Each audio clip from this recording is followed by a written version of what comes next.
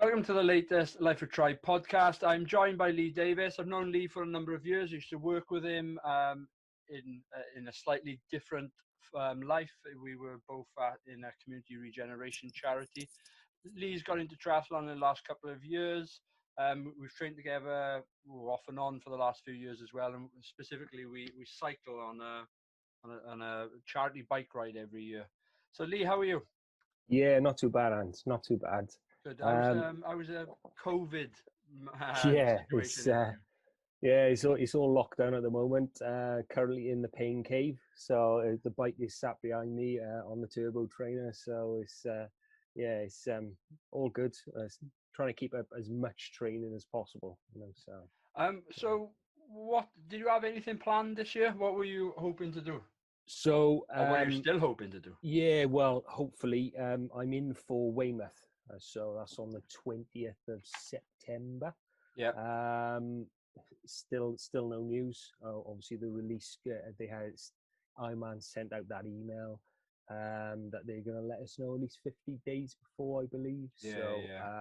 I mean, fingers crossed. So it'll be the first half for me then, and at Ironman brand.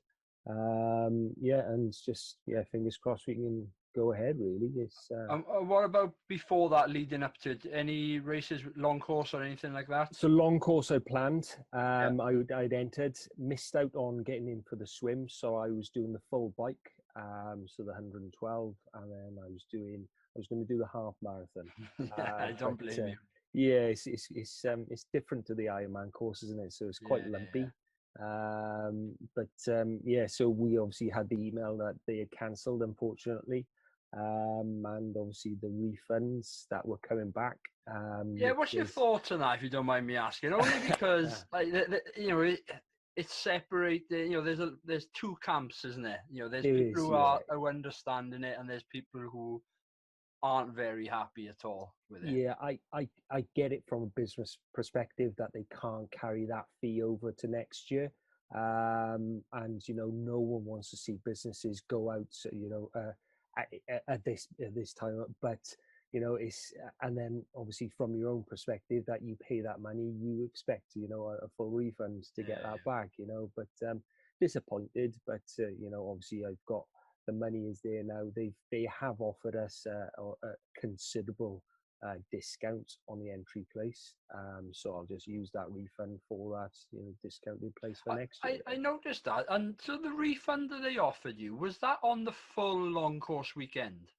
So because I missed out on the full long course, I entered them separately. So because I worked it out that it was a cheaper option to do it separately. Because they ramp up the price for that. They do, That finisher's experience. That's right, yeah. So so I paid, I believe, £75 for the bike, and it was £40 for the half marathon. Wow, those prices have gone up loads in the last few years then. Yeah, they have. Because I can remember when you entered, they weren't that expensive. I'm sure it was around 40 quid per event. And then if you wanted to do the full experience, it was around about, I'd say 140, 150 quid. So you're paying about 20, 30 quid extra. Yeah, it's a lot more than that. I think you're probably talking about 200, 250 quid for the full.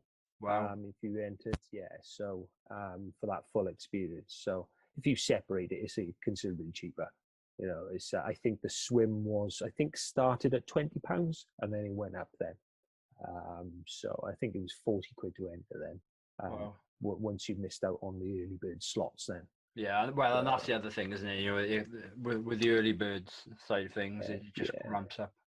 Okay. Yeah, so I guess disappointed that you're not getting that full amount back, but I'm still understanding that obviously they're a business, they need to employ people. There's a lot of logistics that go into this, and cancelling is obviously it wasn't the easy option for them, but unfortunately it's out of their hands really. And I was having this conversation a couple of days ago with someone, and there's proper argument going on, and they were adamant that they should have had the full price back, and Activity Wales would be able to claim things back on their insurance.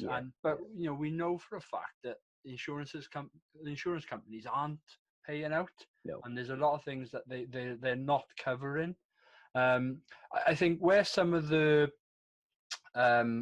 frustrations were coming from is people, the information that was coming out, it was just all a little bit woolly, and not just Activity Wales, who do Long Course Weekend, other companies as well, and I can't blame them for being woolly, because we've never been in this situation before. Exactly, that's right. And I was trying to say to someone, like, no one wants their event cancelled, no, because that gives them the money in order to do the event next year. Anyway, there's a lot of frustration out there, which is understandable. Yeah, of course. Yeah, triathlon's not a cheap sport at the best of times, is it? It isn't. No, that's right. It's but unfortunately we are where we are with it. Just got to keep on training at the moment as much as you possibly can, obviously within those guidelines. Just hope for the best. In terms of my swimming, I started swimming back in, I think it was back in October. Really struggled getting back in the pool. Yeah. And getting up to distance, and then it was just before the ledge centre closes, I think that was just March. I was up to distance and over the distance needed for the half, and then obviously you've got the pool closures. So that's obviously the biggest thing for me is the swim. Bike and run, I'd be absolutely fine with that, but it's the swim was the one I was worried about. But and how had the bike and the run training gone though over the winter? Winter, yeah, obviously, I do. I'm on Zwift, so do a lot of programs on there. I do Rowing King sessions. So they're set out by obviously the Rowing King brand. Really good sessions, and they helped, and they do help a lot. So now I'm doing an FTP session with them as well, an FTP plan. So into a couple of races with them. So I've just done a TT tonight for Rowing King, which is good fun. And what are you doing that on? What machine? I've got a Taxed turbo trainer, smart trainer. A Flux, is it? Yes. Yeah. Cool. How do you find that? Brilliant. Really good. It replicates that resistance. So when you are going up hills, etc., it replicates that resistance on there. It's just like climbing. It is virtually like climbing. And you said you're in the pain cave. Where is it? Where is it? Attic? Is it loft? So we're in the process of building shed out the back. So we've got the shed out the back with a brick block shed. Yeah. But for now, I'm trying to keep it in the attic at the moment. So it's quite nice. Got the Mac set up over there in the corner. It's just nice and easy. You can just come upstairs, shut the door, jump on the bike, and away you go. Nice. Yeah, I got mine in the shed, and the problem is it's just a bit of faff to take everything out there, because I don't keep my bike out there. I don't keep the laptop, and it's 15-20 minutes setting it up, and then I don't know if I'm gonna be bloody arsed after this. But anyway, it needs to be done. Yeah. Oh, cool. So and one of the main reasons I wanted to have a chat with you about was around the restrictions. And we both live in South Wales. So we've got UK government guidelines on what we can do, but then also the added complexity that the Welsh government will issue guidelines as well. So, I'm assuming you haven't been going out on the bike at all, or not? Nope. Or have you? No, I haven't been adhering to those guidelines, although they have said we are allowed out for an hour of exercise, hour out on the bike. I don't want to take that risk. And in terms of risk, I mean that we both go out on the roads and we know how, dangerous it can be with drivers. And all it takes, is someone to hit me, or even me to come off my bike, have an accident and require medical assistance. Now, that means that I am taking away that resource from the NHS, who could be used for someone for COVID. It's just when I don't feel the need to, when I've got a perfectly good setup in the house, I can jump on the turbo trainer, I can do exactly the same mileage on the turbo trainer, then go outside rather than take that risk. You know, and it's yes, although at the moment we've got absolutely stunning weather, you know, I would give so much to be out there I on the know. bike. You know, I just don't want to take that risk. And it does annoy me sometimes when you see guys, you know, on Strava, who are training for, you know, various events, Ironman, half Ironman, whatever, just going out again, and they are taking the mick. Yeah. And they're going out for 2.5 hour rides. It's just, Oh, it's not on. I've seen some monsters on there. I've seen a couple Yeah, of 100 milers, and you're talking 4 or 5 hours on the bike yeah. easily. And And you think, it's just not on. no, no. It's not fair. And, you know, so, you know, if I can do it, so can you. It's, yeah, I, and so, and I'm exactly the same sort of mindset.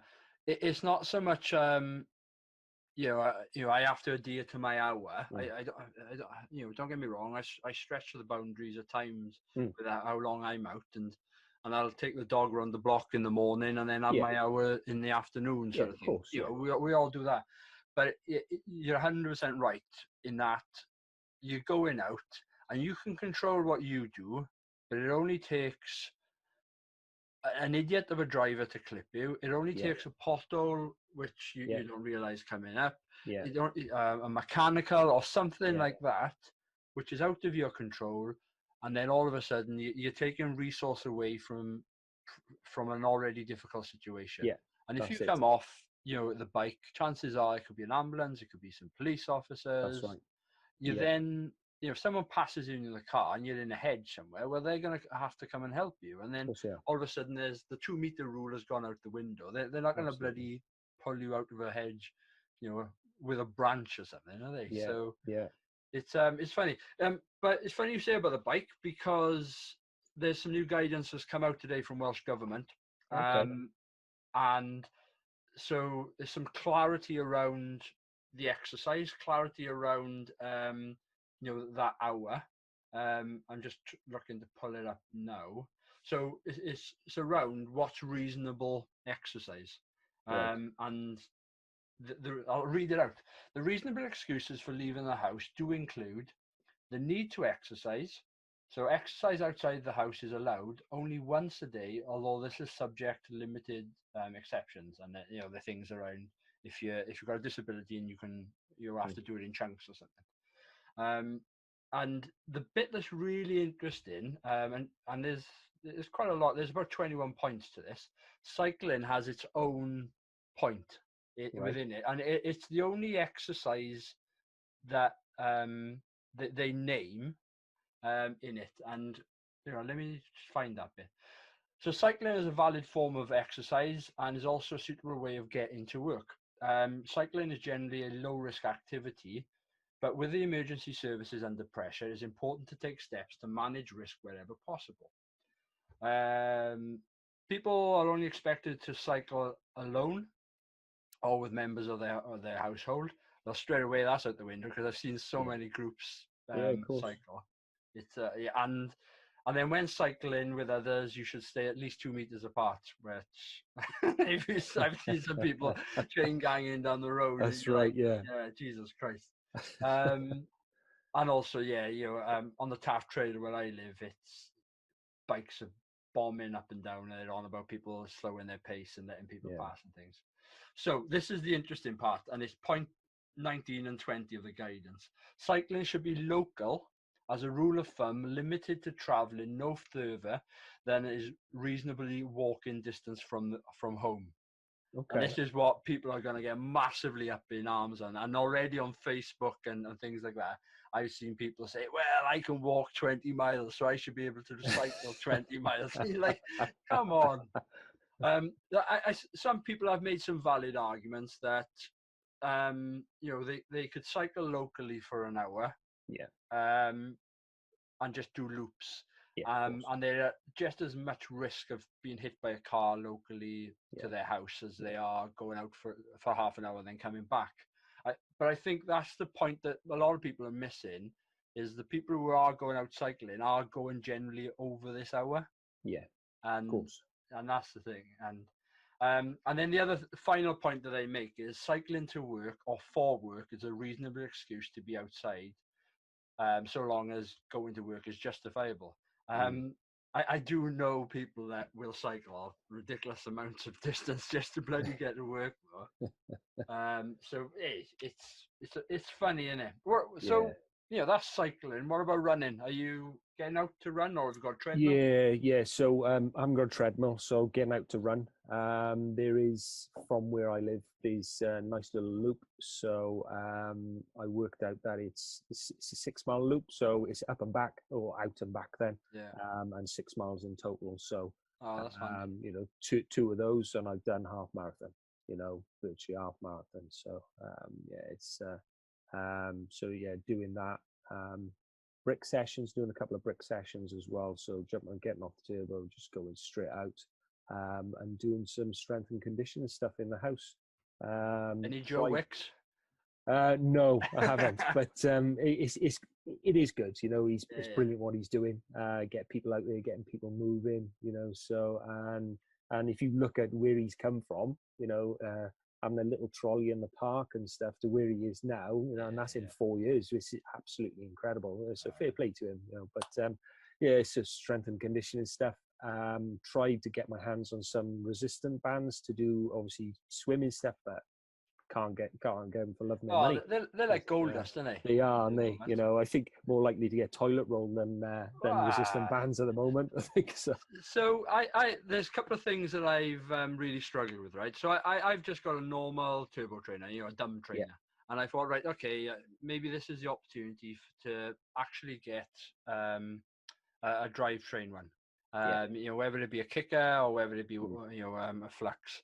Can't get them for love nor money or stupid money. Yeah. And then the next thing, and I sent you a link the other day night to one of these sort of like swimming resistance bands that you clip to a door and then you do the paddles. Yeah. Jesus Christ! 2 months ago you could pick a pair up for 15-20 quid. No, you can't even pick them up for less than 50, and that's when they're in stock.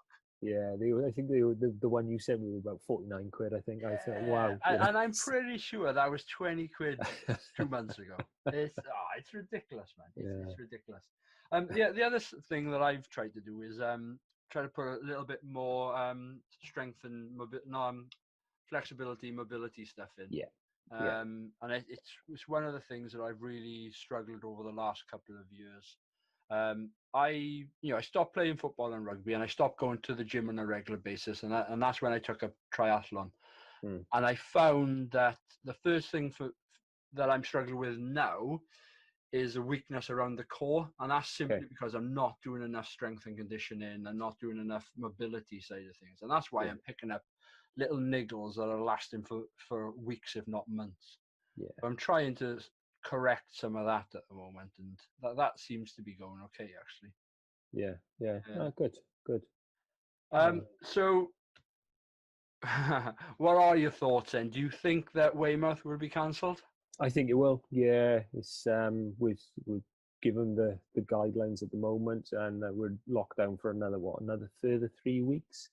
I think it's 2 weeks from 2 weeks. Yeah, but there's going to be some restrictions after that. Yeah. Even if the restrictions are lifted, they'll be lifted in phases. Yeah. So you might be allowed out a little bit more, but you still have to socially distance. Yeah. And I don't know how you feel, but I think some of these events are going to really struggle to happen if you've got to be 2 meters away from the next person. Absolutely. Yeah. And well, the week before is Tenby, so 10 years celebration in Tenby as well.